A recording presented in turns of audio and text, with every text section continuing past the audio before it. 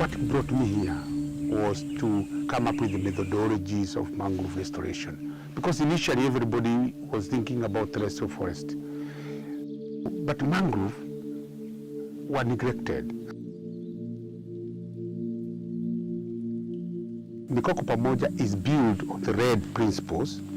So we started in 2012, but we were satisfied in 2013 under Plan Vivo systems and standards. The standards of Plan Vivo is allowing you to use a natural system like a mangrove or other forest. You have to show the impact to the society. You have to show the benefit to the environment, and it has also to benefit, it must have no impact to the biodiversity. So because of the climate benefit, community benefit, and biodiversity benefit, that's how we were able to approach the voluntary carbon market. Mikoko Pamoja is all means mangrove together. Let's work for mangrove. Kwa majina naitwa Changare John, ni mkazi wa Gazi. Mimi ni mwanakamati wa Mikoko Pamoja. Niliingia mwaka jana katika Mikoko Pamoja, na tangu niingie kwa Mikoko Pamoja naona shughuli zetu zaenda sawa, sababu niliingia kwa Mikoko Pamoja niliona mafanikio ya Mikoko Pamoja hapo awali kabla sijaingia kwa kamati. Tulipata faida ya vitabu kwa watoto shule, tukajengewa madarasa, alafu pili tukaletewa furniture kwa hospital, tatu tukapata mradi wa maji. Hiyo ndio tuliona nilipoona mafanikio ya Mikoko Pamoja, nami ndio nikaamua kujiunga kwa Mikoko Pamoja. Mikoko ndio hii mikoko ndio tunapanda, tunavuna ile hewa kaa. Ile hewa kaa tukivuna ndio inatuletea huu mradi, hii miradi yote ambayo tunapata, manake ndio tunauza ile hewa kaa. Ndio tunapata hii miradi yote ambayo tunafanya kwa kijiji.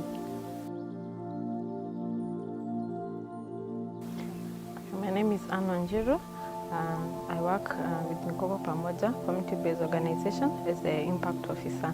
Well, Mikoko Pamoja is a very special project because it conserves mangroves, and in that then it brings benefit to the community, to the climate, and to biodiversity. The Gazi is 615 hectares of mangrove. The community are managing 107 for avoided deforestation.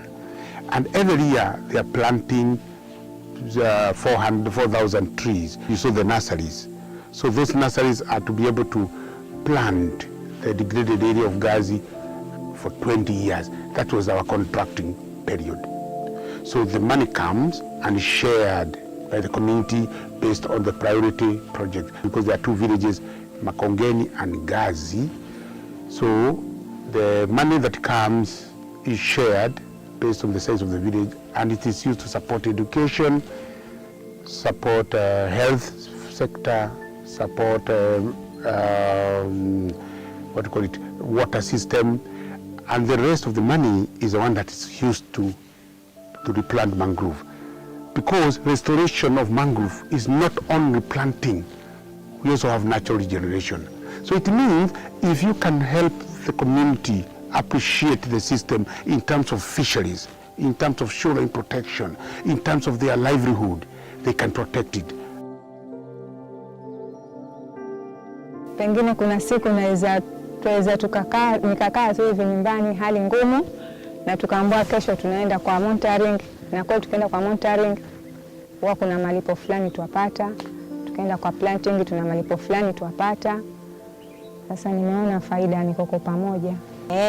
Imetuletea msaada wa majiko, wakati lile jiko hata mimi mwenyewe binafsi niko nalo hilo jiko, na nimeona faida lile jiko sababu halitumii kuni nyingi na uwakaji wake ni mzuri, si sawa na lile jiko la meko matatu. In terms of energy, 70% of coastal communities rely on mangroves for energy, that is firewood. and construction falls.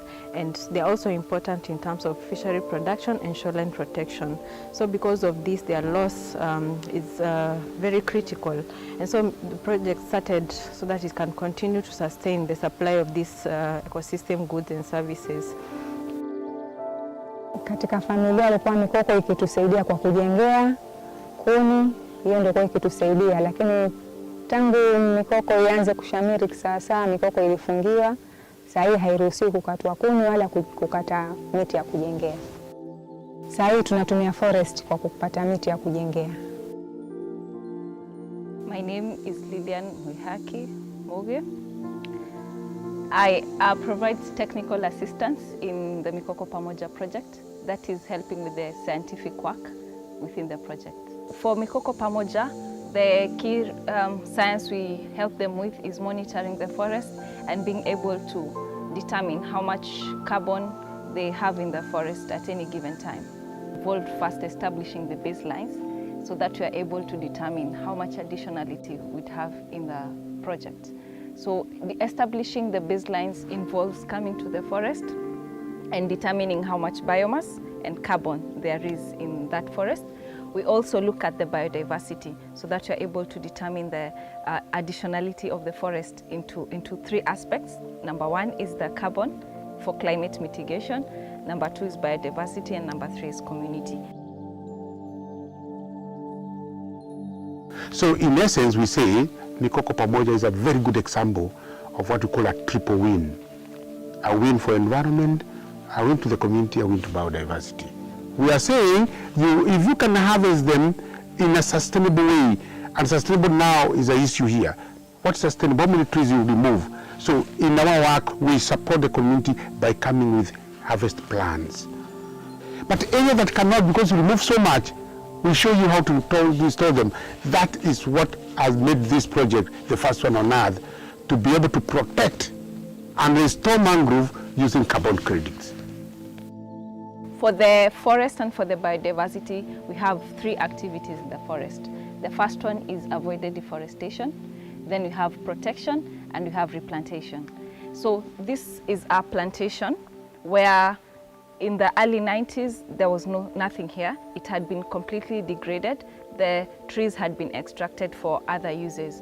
And so scientists came in with the assistance of the community and donors and planted this rhizophora. This is a monospecific plantation. So they planted this forest. This is one of the project sites.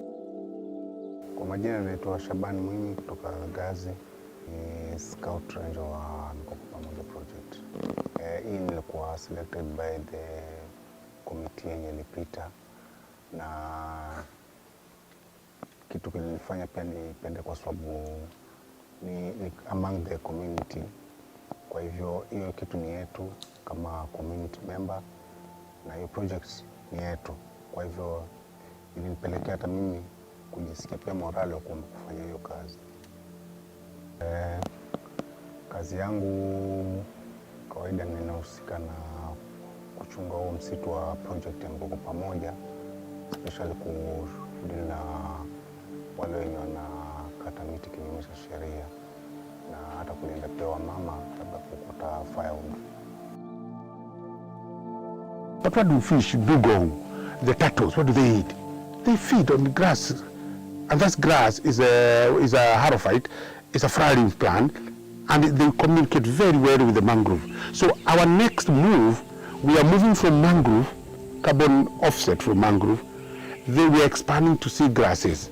Rather than only doing mangrove, some of these, if you look at down here, you see when mangrove leaves fall down, they are transported and they are trapped in the seagrass bed, some are in coral. So we want to say, even those that are trapped, they are coming to another system, it's a carbon storage. So we want to bundle marine ecosystem services. We bundle mangrove and seagrasses, and then we trade them together for the protection of seagrasses, for the protection of mangrove, for the betterment of fisheries, climate change, and community livelihood. Now have water in the community that is serving about 3,600 people. It is serving 2 local primary schools and 1 secondary school. And apart from that now, and we've done that by providing water tanks. And when you walk in the community, you'll notice that there are water points where the people who cannot be able to install water in their houses, now they can go and access it from the water points where water is sold at affordable prices. That is about 3 shillings per 20-liter jerrycan. Mabadiliko kutoka nianze, mabadiliko yanapatikana kwa forest yenyewe mpaka kwa community. Kwa sababu before kwa forest ilikuwa kidogo kuna ule uharibifu ambao unafanyika kwa wale cutters, local cutters wale. Kwa hivyo sehemu nyingi ilikuwa inakuwa bare. Then kwa community pia kuna changes, kwa mfano labda kama support kwa mashule, kwa mitaa labda, especially kama kuna projects ambazo zimeanza through hiyo project Mikoko Pamoja, especially kama maji, na kwa maji yamesambaa kwa almost kila nyumba kwa mitaa kutoka Gazi mpaka kwa Makongeni. It's not a myth that carbon money can transform a village. When I see community waking up in the morning, going to the mangrove, and then they make livelihood from the mangrove. I see a kid going to school because the money they are using or the desks they are using are coming from mangrove. I see the water. We are serving, the village has 7,000 people. 5,000 of those people, if you go to the whole village, they are using tap water. That tap water comes from the carbon money. Mikoko na samaki na uhusiano, sababu tangu kwanza tufunge mikoko kukatwa, faida ya samaki tunaipata sababu samaki wanapata chakula. Kwa hiyo samaki sahihi sio adimu kama vile ilivyokuwa mwanzo. The major challenge was explaining to the local community and trying to help them understand the concept of carbon credits and the carbon markets, because it's not a product like what you can find in a normal market. So help because of the benefits now that they have been seeing as a result of our project. Now they are getting to understand that it is something that is true, that it is doable, and it can be replicated to other communities in Kenya and in the world. Naweza washauri nikawaambia kwamba wajiunge na mradi wa mikoko, wataijua faida ya mikoko. So if they can live, enjoy the product, the goods and services from the mangrove, and the mangrove being there for the future, to me, I've served.